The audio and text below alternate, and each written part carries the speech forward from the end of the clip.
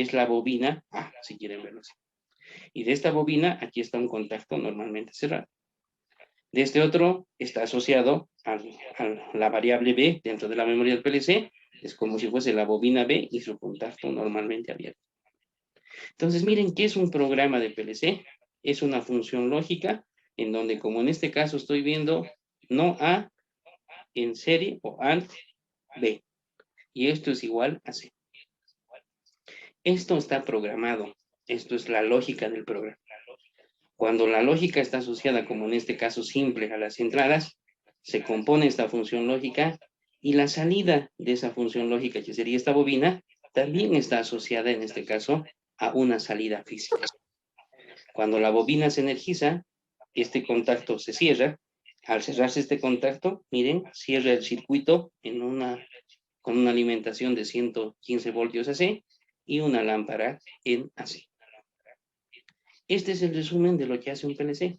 Toma entradas digitales, en base a las entradas digitales elabora una lógica y en base a la lógica genera una salida. Y con esa salida activa otro circuito.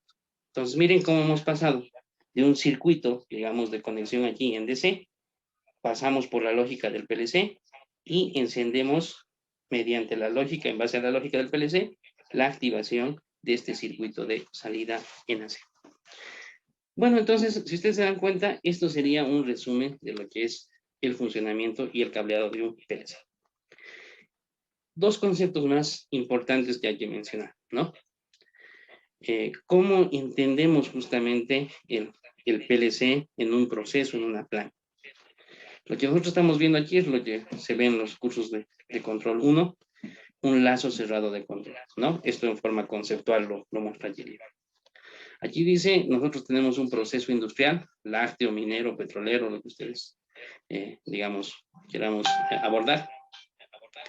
El proceso nos da información hacia el PLC. Información, dice un feedback, una realimentación de la información, que viene desde sensores y viene desde switches. ¿Qué quiere decir con eso? Que en el proceso tenemos sensores, tomamos información del proceso mediante los sensores, y esa información de los sensores convertida a señal eléctrica ingresa al PLC. Pero aparte de los sensores, también tengo el tema de los switches. ¿Qué quiere decir con switches? Que son los selectores, por ejemplo, que el operador elige. Automático, manual, botón start-stop, arranque de bombas. Todos esos switches y botoneras, comandos, también son ingresos al PLC. Entonces, el PLC, ¿qué tiene? Tiene información de proceso y de los comandos que le da el operador. A partir de esa información que viene del proceso, el PLC, con esa información más la lógica que tiene programada, genera señales de salida que van mediante los actuadores a modificar al proceso. ¿Qué serían los actuadores? Las válvulas electroneumáticas, las válvulas motorizadas, las cintas transportadoras, los compresores, las bombas, todo lo que justamente son actuadores y modifican flujos, velocidades, pesos, movimientos en el proceso. Entonces, esto es lo que nosotros entendemos como un proceso a lazo cerrado, un automatismo, y esta es la función que cumple un PLC en ese tipo de procesos. Otro concepto que tenemos que repasar y entender claro es justamente el ciclo de scan del PLC. El ciclo de scan del PLC es un resumen de lo que hace el PLC cuando está encendido y cuando está ejecutando un programa. Básicamente el ciclo de scan, hay que entender que lo que hace es que cuando se energiza el PLC, comienza a dar vueltas este ciclo y no para. Cuando comienza a hacer el ciclo, tiene tareas claras. Primero, saca una foto al estado de las entradas, una imagen, le llamamos. Con esa imagen y con la lógica, ejecuta la lógica. Cuando tiene un resultado de esa lógica, genera una imagen de las salidas. Cuando tiene esa imagen de las salidas, al final del ciclo setea esos nuevos valores de las salidas. Este ciclo es continuo y esto es lo que hace que el PLC continuamente esté mirando, toma foto de las entradas, usa la lógica con esa imagen, genera imagen de las salidas y al final del ciclo escribe ese valor en las salidas del PLC. Conceptos del lazo cerrado de proceso, conceptos del ciclo de scan, son necesarios comprender. ¿Por qué? Porque así funciona nuestro PLC, y por el lado de los errores del mantenimiento, si uno no tiene clara esta idea, es difícil detectar los errores. ¿Está bien? Bien. Una vez que hacemos ese repaso general de PLCs, vamos a meternos al hardware, ¿sí? Hay que entender que en los automatismos programables, como en este caso hardware programable, el PLC termina siendo una moneda que tiene dos caras, ¿sí? Una cara es la del hardware y una cara es la del software. Y ambas caras son necesarias darle su importancia y comprenderlas, ¿sí? A veces quizás cometemos el error que cuando decimos PLC pensamos solo en la programación y pensamos que es solo software. Ese es un error muy grande. Todo el software se para sobre un hardware, ¿no? Y el hardware es clave para resolver problemas de automatización. Para resolverlos en forma adecuada, en forma conveniente por el tema de precios, y de modo de que no tengamos problemas a futuro, no tengamos que estar haciendo adaptaciones cuando no seleccionamos bien el hardware. Eso nos encarece en cuanto a los adaptadores, nos ocupa más espacio, implica un gabinete más grande, implica más trabajo, implica más costo en todos los componentes y gabinete, algo que no se quiere. Justamente el PLC y los fabricantes de PLC se han esmerado mucho en hacer soluciones compactas de alta densidad. Entonces es un despropósito cuando no le damos la importancia correcta al hardware y comenzamos a hacer selecciones y adaptaciones. Viendo así lo que nosotros queremos repasar en esta parte, tenemos que referirnos a los módulos de entrada, a las entradas. A veces uno agarra y dice, bueno, te compro el CPU, el procesador, y si necesito más entradas, le voy a comprar módulos. Muy correcto. Pero cuando hablamos de módulos de entradas, tenemos que cuidar todos los detalles. Hay varios tipos de módulos de entrada. Si compramos cualquiera, puede ser que no sea la solución adecuada a nuestro caso. Uno de los criterios que son claves a diferenciar son la densidad de los módulos de entrada. Nosotros hablamos generalmente de módulos de 8 o de 16, ¿sí? En el caso del logo hay inclusive de 4, 8 y 16 es la densidad de cada módulo de PLC. Una vez que sabemos de cuántas entradas es cada módulo, su densidad, así se le llama, otro criterio a tener cuidado es de qué voltaje es la entrada que estoy comprando. El módulo de entradas, ¿a qué tensión trabaja? Ah, mire, cuando uno mira el detalle se da cuenta que hay módulos de 12, 24 y de 12, 24 voltios DC. Hay módulos de 100 y 120 voltios AC. Hay módulos de 10 y 60 voltios DC. De 12 y 24 voltios AC y DC. De 5 voltios TTL. De 200 a 240 voltios AC. De 48 voltios DC y otros solo de 24 voltios AC. Entonces, ante tanta variedad, hay que ser específico al momento de hablar de un módulo de entrada. De cuántas entradas y de qué voltaje. Los más usuales que van a encontrar en este mercado son los de 24 voltios, 12-24 voltios DC y los de 110 voltios AC. ¿Por qué estos dos serían los más usuales, digamos? Porque en primer criterio conviene trabajar con tensión de control en DC, ¿no? Porque estamos debajo de una fuente, es voltaje DC, 24, estamos.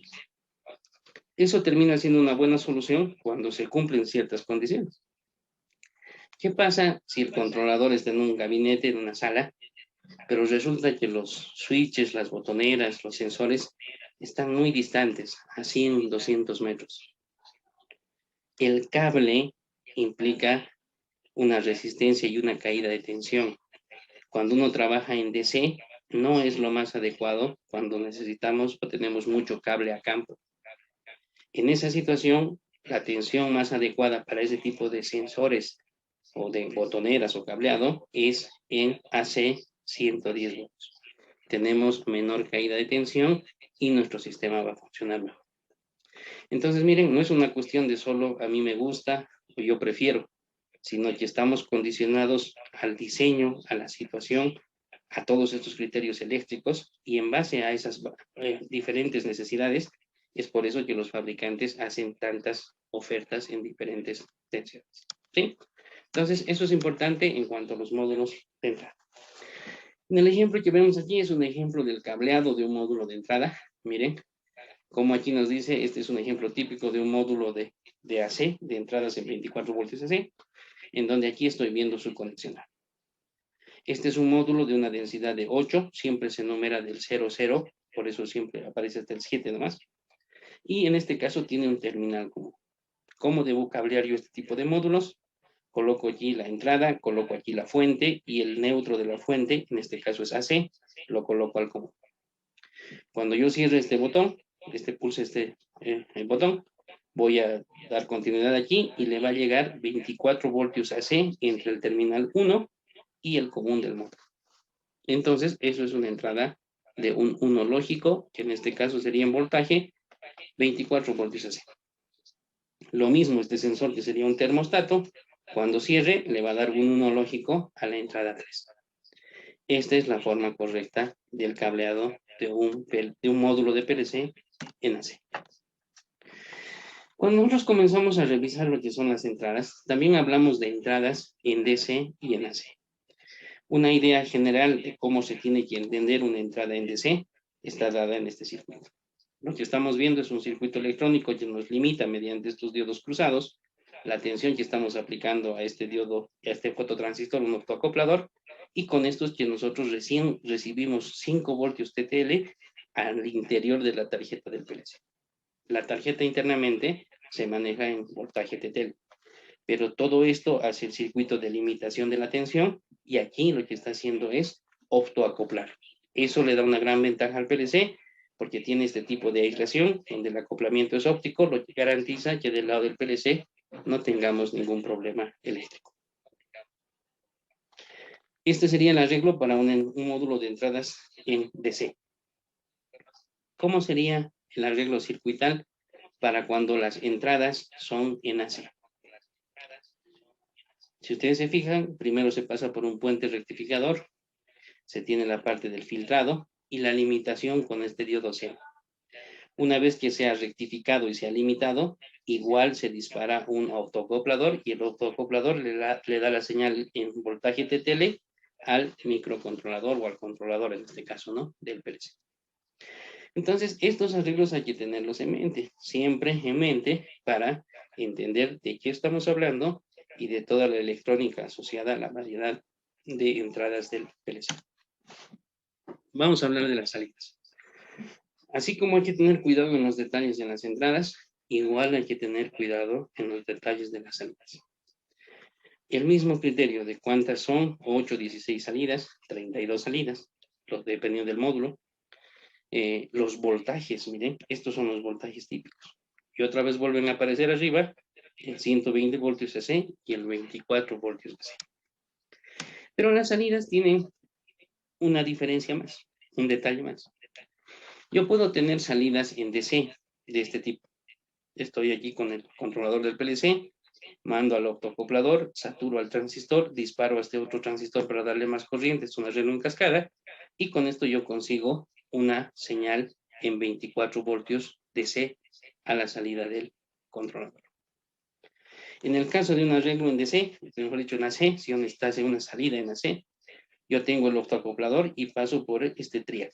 Este triac es el que me genera a través de la señal del circuito en AC, me permite cerrar el circuito en AC. Este es el arreglo para una salida en DC y este es el arreglo para una salida en AC, este de arriba en DC. Pero además en las salidas existen las salidas a relé que tienen este tipo de arreglo.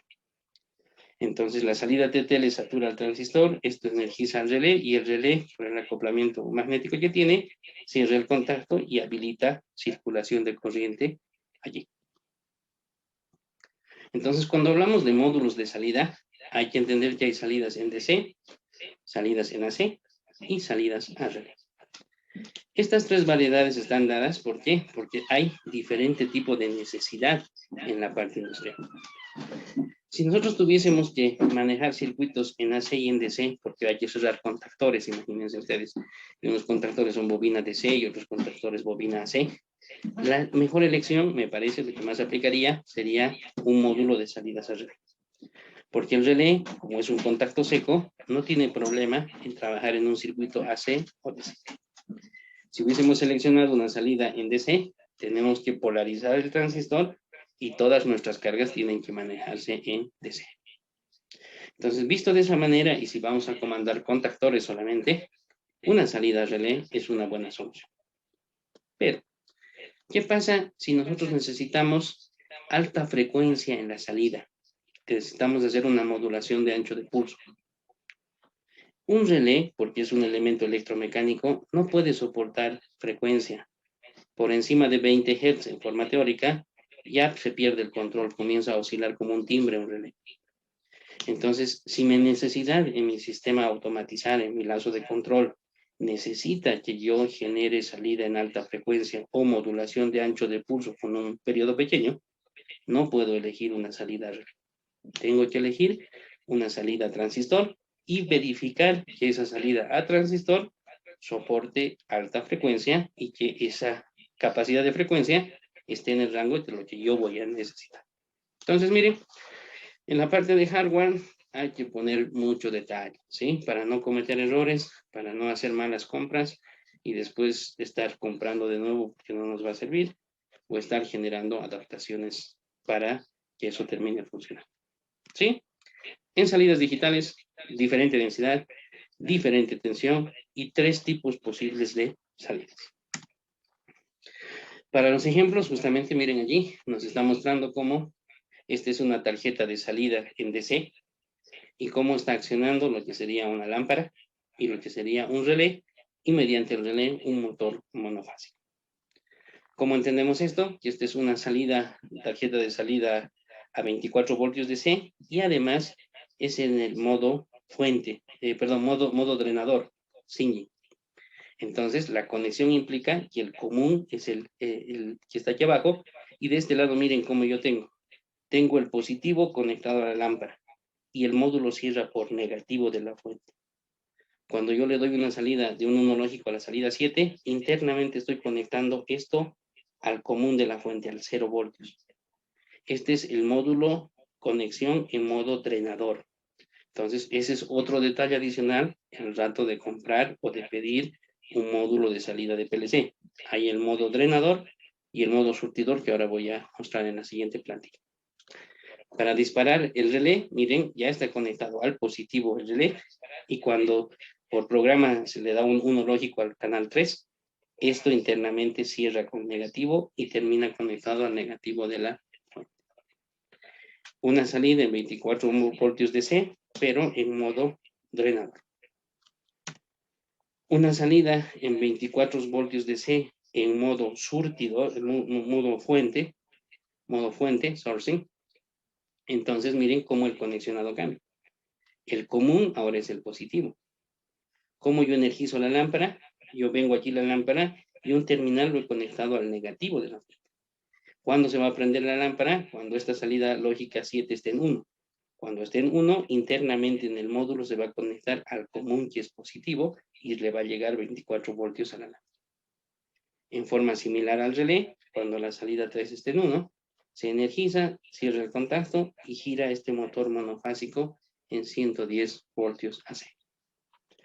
Entonces, miren que en salidas digitales en 24 voltios DC hay, además, modo drenador y modo surtidor, que no es una variedad menor, porque fíjense, esto se conecta de una manera, en cambio el otro se conecta de otra manera. Problemas típicos de esto es que pasa. A veces la gente de mantenimiento se le daña un módulo de PLC y dice, bueno, anda a comprarme un módulo y me traes es de 24 voltios, de 8 entradas. Listo, de 8 salidas. Y no reparan en este detalle. Resulta que él necesitaba un modo drenador y el que le traen es modo surtidor. Tiene que hacer un circuito de adaptación para que funcione el modo. Si hubiese comprado con todo el detalle bien cuidado, el reemplazo hubiese sido directo, ¿no? Entonces, mucho ojo a este tema del hardware, a este tema de conexión. Bien, Entonces, con todo ese repaso que ya lo hacemos, que como les digo, todo esto está en los libros que les he pasado, ahora nosotros necesitamos presentar la marca. Necesitamos, con ese repaso teórico general y poniendo énfasis en esos puntos importantes, ahora abordemos la marca y abordemos el producto. ¿Sí? Permítame habilitar el sonido aquí. Vamos a ver un pequeño videito de presentación que tiene Siemens para mostrar su producto. Permítame aquí. Charleston. Listo. Entonces, ¿qué vamos a presentar nosotros ahora? Vamos a abordar al fabricante Siemens. ¿Sí? Cuando hablamos de Siemens, nosotros tenemos que ser conscientes, digamos, que estamos hablando de una primera marca. ¿Sí? Dentro de nuestro mercado, dentro de nuestro país, tenemos influencias de mercado de industria americana y industria europea. ¿Sí? Si hablamos un poquito de la parte americana, Rockwell es la marca que tiene presencia, y de la parte europea, Siemens. ¿Sí?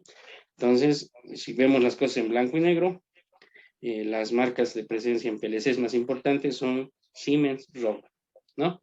Y creo que valdría la pena decir a un porcentaje mitad y mitad, ¿sí? No estoy diciendo que no existan otras marcas, ¿no? Hay otras marcas de PLC, pero haciendo un resumen y viendo las más grandes y de mayor presencia, Rockwell y Siemens. Si nos metemos en Siemens, es un fabricante alemán que no solamente tiene PLCs, cuidado, ¿no? Tiene desarrollos en todo lo que es la generación, distribución de energía eléctrica, es muy grande. Tiene esta parte de automatización y tiene el área referida a análisis de datos, ¿no? Miren todo lo que es desarrollo de sistemas SCADA, análisis con propósitos de mantenimiento correctivo, preventivo, predictivo, cotizaciones en bolsa, todo lo que es el manejo y análisis de datos, ¿no? Bien. Dentro de esas ofertas, Siemens, este fabricante europeo, tiene ofertas de PLCs. Y en este caso, lo que vamos a ver es la oferta de su producto, que está muy de moda, es un muy buen producto, lo han potenciado mucho y estamos hablando del controlador Low en la versión 8.3, ¿sí? Miren que el logo tiene versiones anteriores, digamos desde la 5, 6, 7, 8 y la 8.3, la actual, en donde ha crecido y le han dado unas capacidades terribles. Ya en la clasificación entra a ser un PLC de gama baja y gama media, porque tiene capacidades que antes no tenía y que tranquilamente lo ponen en esa capacidad, digamos, de automatizar. Lo que vamos a ver justamente es el videito de Siemens,